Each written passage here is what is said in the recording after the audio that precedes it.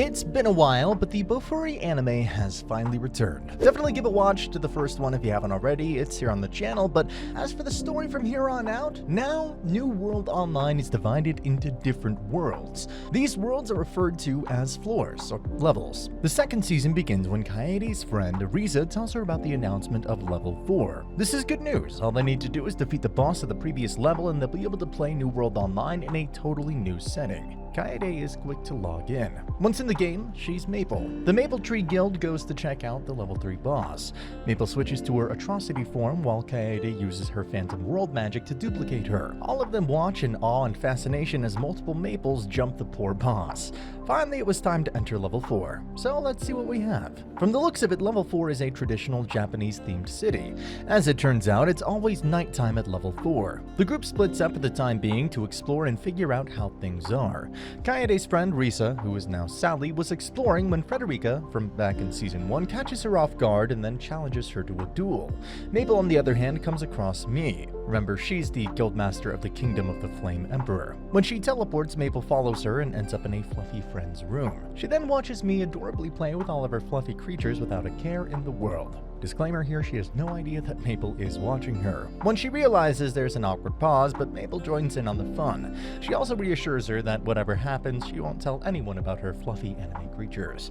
They soon say goodbye for the time being. Going back to Sally versus Frederica, looks like our girls already defeated her using a new skill. Later, there's a group meeting, and then we see Kasumi completing a quest she had been putting off all this time. It's about defeating a phantom sword monster. She defeats it and ends up changing into the cursed purple sword called Yukari. Kasumi was excited to try it out on some random monster. However, the sword works on kill-to-kill principles. It makes her show more skin, and she also turns into a kid for 10 minutes. Well, the sword is cursed, after all. The 6th event is announced. It's going to be a Christmas event, where everyone is sent into the jungle on a treasure hunt to find presents. Maple Tree is quick to participate. Our girl Maple is a monstrosity, thanks to her machine lord and atrocit forms. She then comes across the guildmaster of the Congregation of the Holy Swords, the #1 ranked player in the first event, Pain. They talk a little and then team up for the time being. The game administrators are seeing all this, and since Maple is too strong, they start talking about debuffing her. But by this point, Maple's absurd overpoweredness had become a crucial component of the game. If they nerf her, the structure would also be disrupted. Maple and Pain are attacked by the Queen Bee and her beads. They succeed in defeating them though. The event soon comes to a close until a party is held at the base of the Flame Emperor's Guild. There they open up presents and realize that it's Christmas-themed gear. Maple gets a rare one, and it's Rudolph's outfit. Following this, Maple Tree Guild fights the level 4 boss. Maple caught a cold, that's why she's not with them, but they succeed in defeating the monster even without her help. When she recovers, she goes on to the Oni Tower to fight the level 4 boss as well. She gets teleported to an area full of iron clubs. The boss was sitting at the temple. He greets her, and the two fight. She uses Machine God and Syrup against him, but they're not enough. She goes with Break Core skill, and that does the trick. She wins. The boss congratulates her on her victory and allows her the chance to gain the Pandemonium 1 skill. However, the boss she defeated wasn't actually the level 4 boss. That's why she's kinda down. The girl soon comes across Drag, Dread, Frederica, and some other characters. They're going to fight the level 4 boss, and so she joins as well. She gives them full immunity using Love Sacrifice, but there was no need because she defeats the boss easily and quickly using the Pandemonium skill. This leads us to level 5. Maple comes across the twin sisters, Yui and Mai, just bouncing off the bouncy ground. It's revealed that the sisters lost to the Thunder Mask boss. No worries, Maple defeats it for them and ends up learning a skill called Throne of the Heavenly King. Common, Maple, W. Next, she explores the level 5 with the sisters for the time being until she finds her guildmates. The goal is to face off against the level 5 boss with them, the giant jellyfish, but as it turns out, Mai and Yui pummel it endlessly and beat the boss. That's it. That was level 5, which takes us to the horror-inducing level 6, and when they enter, Sally gets chills. She doesn't like horror and scary stuff. So when Kaede and Risa talk in the real world, Kaede asks her if she's ready for level 6. She isn't, but she changes her mind when she realizes that there are special shoes in this level that enable you to fly. Back in the game, she heads there together with Maple. The pair steps into a haunted mansion, but eventually have to escape because, well, it's haunted. They do get brownie points for staying there for a certain amount of time, though. Thanks to them, Sally gets unlocks the skill called Connection to the Underworld. Back in the real world, Risa's parents aren't at home. She has to take a bath and she's scared because of that haunted house experience. Fortunately, she calls Kaede to distract herself from the fear. Again at the haunted mansion, Maple is exploring around. She follows a pair of ghost twins and falls into traps, but is strong enough to deal with both situations. She defeats the twins and gets things like Feet of the Dead, Hands of Salvation, and Ghost Girl's clothes. She is planning on giving the feet to Sally because isn't that what she wanted? Shoes that make you fly. The admins observe Maple's performance and realize that there are bugs in the game that they need to fix ASAP. At the Maple Tree Guild, the group meets. Maple is dressed in that Ghost Girl's clothes she had found. She hands over the Feet of the Dead to Sally, although it looks like Sally doesn't want the Hands of Salvation because they're too eerie, creepy, or whatever. Maple is then asked by me to help her fight against the level 6 monsters. It doesn't take long to take care of those monsters, and once they're done, they relax in a cafe. Cosme and Frederica also show up. Soon it's the day of the 7th event. Dorozo, the game's mascot, formally announces it. The players will have to enter a tower with 10 floors and capture dungeons. There's no time limit. Maple and Sally are teleported inside the tower. Little do they know that the game admins intentionally teleported them to the tower of monsters Maple can't beat. Unfortunately for them, Maple and Sally easily take down the first 3 of them. They take down a dragon, a skill-stealing book, and an elemental-changing golem. The admins take the L. The following day, Maple and Sally have to tackle the 4th level and beyond. Keep in mind that there are 10 levels in this tower. At the 4th level, they face off against a giant sea turtle boss. They ride on it and have a great time. The game admins can only watch in despair as they see Maple and her friend relaxing on the back of the monster they optimized for the purpose of defeating them. Though, what about the others? They're in different towers, and of course, while their monsters are the same, the difficulty isn't on hard mode. Still, after defeating the giant sea turtle, Maple and Sally fight the boss of the 5th level. It's the Skeleton Knight. Maple grows in size using her atrocity form, carries Sally in her mouth, and crushes the boss. The admins are tired of taking L's, so they look to see how the other guilds are doing.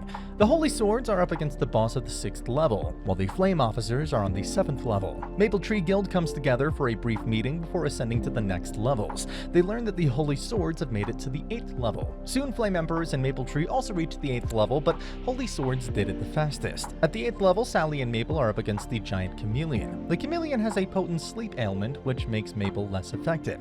The admins enjoy this development, but then Sally defeats it, and that's that. At the 9th level, we have the Pillarbot boss. It's difficult to defeat because the platform keeps disappearing and reappearing, but Sally and Maple work together to defeat it as well. Maple uses Machine Body, and Sally uses her to drill it to destruction. This means they were finally at the 10th level. The leaders of the other 2 major guilds, Me and Pain, also make it there as well.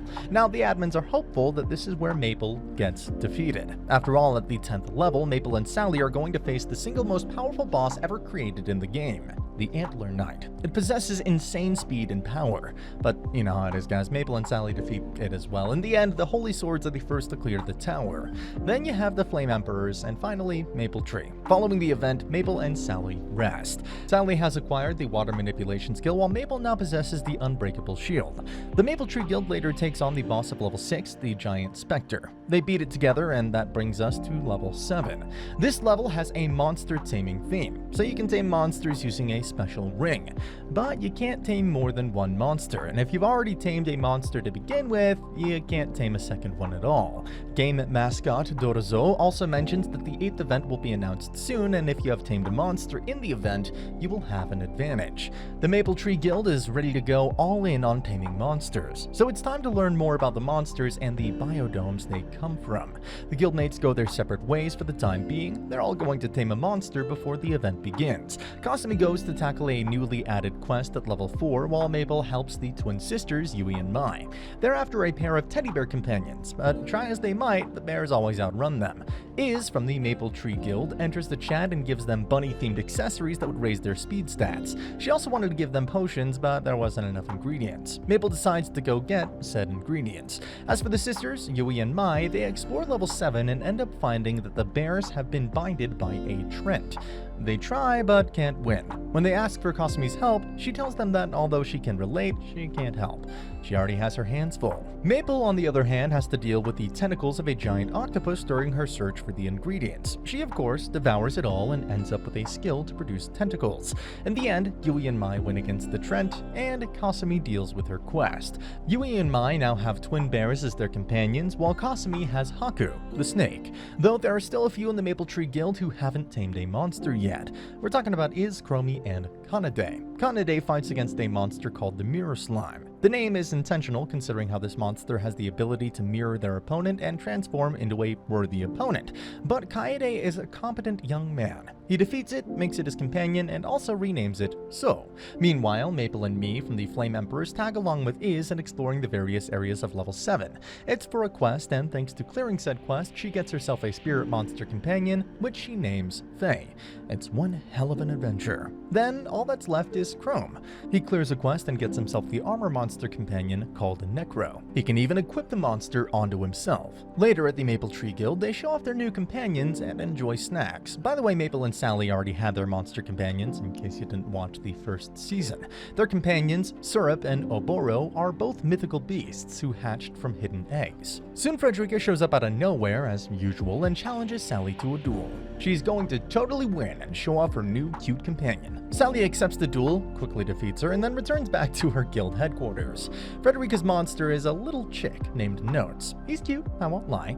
Finally, it's time for the 8th event. Dorazo shows up and explains that the event will be split into 2 parts, a preliminary event and then a main event. The preliminary event would be individually themed, and only those who manage to survive it will advance to the main event. When the announcement is over, Frederica challenges Sally again, but has to leave because her guild leader Pain summons her. Sally and Maple go on to wander around in the plains of level 7 on horseback. They get carried by an Uni sheep as well, and after finding a white crystal, they learn that the crystal is one of the 3 keys that will unlock a specific door. But how are they going to find the remaining 2 crystals though? Sally realizes that the reason they found the white crystal is because they were traveling with monsters, like Uni sheep. If they continue having fun with said monsters, they'll have clues to find the other crystals. Eventually they explore the deep sea area, and Sally discovers a giant monolith with a map of level 7. Once back at the guild, they ask Kaede to have a look at the map, in case he may find some clues for them to get the remaining 2 crystals. Sure enough, Kaede leads them to the 2 bosses who held those crystals. First one is a red variant of Silverwing. You may remember him from the previous season.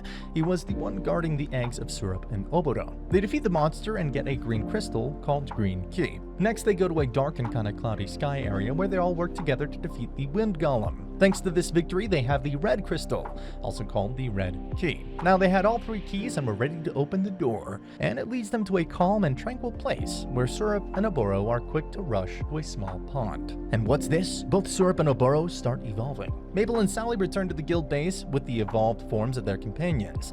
Maple wonders if the others should go and evolve their companions as well, but as it turns out, this quest was exclusive to her and Sally considering their companions' level and affinity. Or at least that's what they think. In actuality, there was a bug in the game, and it looks like both Maple and Sally were just exploiting the bug without realizing it. Next, the 8th event begins. First, we have the preliminary event where players will have to fight and defeat as many monsters as they can. It will be a free-for-all, which means you'll have to be wary of other players as well. Maple creates a trap which makes it so that monsters come to her rather than the other way around. The other guild members also do their thing and level up, both themselves and their companions. The Flame Emperor's leader, me, and Holy Sword's leader, Pain, end up facing off against each other during the event, but Maple unknowingly interrupts them when she comes out of the mouth of a giant alligator that was passing by. Did not expect that. Maple excitedly explains to Sally how she managed to tame this giant alligator. The game admins watch in despair. After all, players weren't supposed to be able to tame more than one monster. Anyway, all the members of Maple Tree managed to qualify for the main event, and so it begins. The gang is teleported to the location, but before they can catch their breath, 2 desert caterpillars jump on them. Maple is genuinely surprised because she wasn't able to KO them both in a single blow. Imagine being so overpowered that you're just surprised when you can't one-shot something. Iz mentions that since they're in the highest difficulty area, the monsters are also considerably stronger than usual. Everyone works together and they defeat the desert caterpillars. Yui notices that Mai has somehow gotten a lot better, but as it turns out, it's just Kanede's companion, Sue, doing the mirror ability to be like Mai. Sally notes that they didn't get any medals for defeating the desert caterpillars, which makes Kasumi wonder if these were among the weaker monsters in the event. The guild's goal was to get 10 medals, which they were going to trade in for new skills. medals. Looks like it's going to be a lot harder than they thought it would be. For the time being, they decide to split up. Sadly, Yui and Mai are with Maple, while the rest are with Kasumi. Kasumi and the others will cover the forest lands, while Maple's team will take care of the wetlands. Kasumi's team rides on her companion Haku, while Maple's team board Mai and Yui's bear companions. They head to a specific location in the wetlands and discover a giant flower crawling with mud ghouls and ice golems. They ride on top of syrup and avoid a direct confrontation with these monsters. And when they get close to the flower, they're teleported somewhere else. Then at a new location, they end up having to fight mud ghouls anyway. Mai and Yui take care of them, and with that, the gang receives their first medal. Kasumi's team, on the other hand, arrived at their destination in the forest lands. They locate a tree with a spell crest, and when Haku touches it, they're transported somewhere else. Everyone brings out their Pokemon, companions, but it seems that there's an ambush because they're getting attacked by Shuriken. Chrome uses his shield to protect everyone, but that's not enough. So Kanade's So uses his own body as a barrier. Iz uses a healing potion on So while they deduce that the enemy is an invisible ninja. And now that they know who their enemy is, Kanade uses Searcher's Sun to pinpoint its location, while Kasumi and Chrome defeat it. Just like that, Maple Tree secures their second medal. They decide to regroup with Maple and the others because, well, it's getting dark. Both teams meet up at a dummy dungeon. They scour the place and decide to use it as their base of operations for the event. Iz prepares the furniture while Kaede, along with Mai and Yui, set up booby traps. Once they're through with it, this dummy dungeon starts looking as good as home. The game admins were pleased with the Holy Swords and the Flame Emperors, but when they realize that Maple's group is enjoying themselves, they can only pray that stronger monsters will appear. Seriously, these game admins are like the Team Rocket of New World Online. Next is the second day of the event. The players are spread across the game area randomly. They don't have a map or any mode of communication. This means everyone is on their own. Still, Sally and Maple run into two people with whom they run into all the time. Sally finds and pairs up with Frederica to better navigate this foreign territory, while Maple comes across Me. Me explains that the map area is gradually shrinking, which means that if you're outside, you'll be eliminated by default. This sort of weirdness continues until all three major guilds, Maple Tree, Order of the Holy Swords, and the Flame Emperors, form an alliance. Sally was the one who suggested this after the Holy Swords and Flame Emperors lost their bases. Now they're going to use Maple Tree as their base of operations. Maple's base is then renovated so that it can house all three guilds. The game admins, on the other hand, are ready to launch a new wave of monsters after realizing that the three major guilds have formed an alliance. And so at night, the alliance works together to deal with the monsters and secure more medals. Following this, things heat up. Maple, Sally, Me, and Frederica fly on top of Me's companion, Ignis. They go and try to conquer a certain dungeon before it's no longer in the map territory, but they're too late. Meanwhile, the members of Flame Emperors and Holy Swords who are behind try to find off against the next wave of monsters, but they fail as well. Then there's Mai, Yui, Marks, and Dread, who locate a dungeon portal in the center of a shallow lake that Sally had told them about. It teleports them somewhere else, and Marks makes his companion turn them invisible so that they aren't immediately a target. Dread defeats the electric catfish boss, and so they earn some medals. Then there's Pain, who along with Iz, Kanade, and Misery arrive at a mansion dungeon, also recommended by Sally. They are just immediately teleported to the boss room. It's the Tablet Summoner. They defeat it by working together, and Pain suggests conquering another one. You guys see what's going on, right? The Alliance is working in teams to secure as many medals as possible before the event location completely shrinks into oblivion. Kasumi's group secures victory and medals as well. Back to Maple and her group, she uses her mech form to take out a number of winged demons. She gets a medal. Soon Sally deduces that the entrance of this dungeon is where the monsters spawn. The boss is a demon queen. She intimidates them, but Maple manages to keep the monster in check using her atrocity form. Then, with the others' help, they defeat the boss. The three guilds meet again at the base and rejoice at their numerous victories. The game admins observe them in silence. Day 3 is now upon them, and with no warning, small versions of the Demon Queens start popping up all over the map. The Alliance has to go on the offensive right away because these monsters are now invading their base. The teams make it outside and escape the monster companions of their leaders. They find a safe spot within the mountains, but for how long? Sally tells them that the map has shrunk yet again.